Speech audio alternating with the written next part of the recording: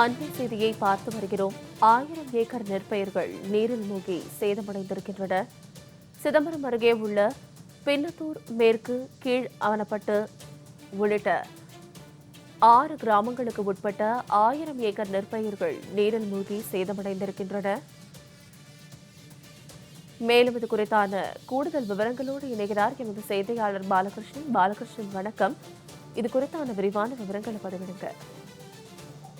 நிச்சயமாக சிப்பா புயல் காரணமாக கடலூர் மாவட்டத்தின் பல்வேறு பகுதிகளில் பரவலாக காரணமாக கனமழை பெய்து வருகிறது.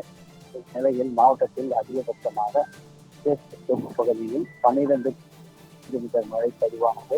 9 சென்டிமீட்டர் மழையும் ராசிப்பேட்டையில் 9.9 மழையும் பதிவாகியுள்ளது.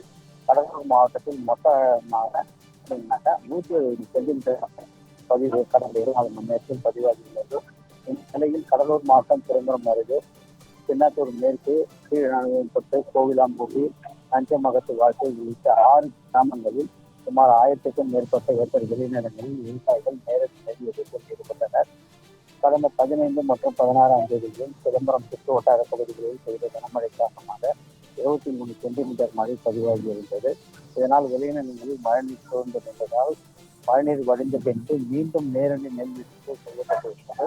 தற்போது கடந்த 2 தினங்களாக பெய்து வரும் கனமழை காரணமாக மீண்டும் நெல் பயிர்களை மழைநீர் சூழ்ந்திருப்பதால் பயிர்கள் அனைத்தும் அழுகி சேதமாகி உள்ளதாக விவசாயிகள் கவலை தெரிவித்துள்ளனர். எனவே ஏக்கர் ஒன்றுக்கு 25,000 ரூபாய் செலவு செய்து பயிர்கள் சேதமாகி உள்ளதால் வேளாண்மை துறை அதிகாரிகள் மற்றும் மாவட்ட நிர்வாகம் சேதமான பயிர்களை பார்வையிட்டு கணக்கீடு செய்து உரிய நிவாரணம் மற்றும் காப்பீடுகள் பெற்று தர வேண்டும் என விவசாயிகள் கோரிக்கை விடுத்துள்ளனர். இந்த பகுதியில் உள்ள வடிகால் வாய்க்கால் ஆக்கிரமிப்பில் உள்ளதாகவும் ஆகாரத்துறைகள் இந்த பகுதியில் சூழ்ந்துள்ளதால் தண்ணீர் வடியாமல் இருப்பதாகவும் விவசாயிகள் குற்றச்சாட்டை முன்வைத்துள்ளனர்.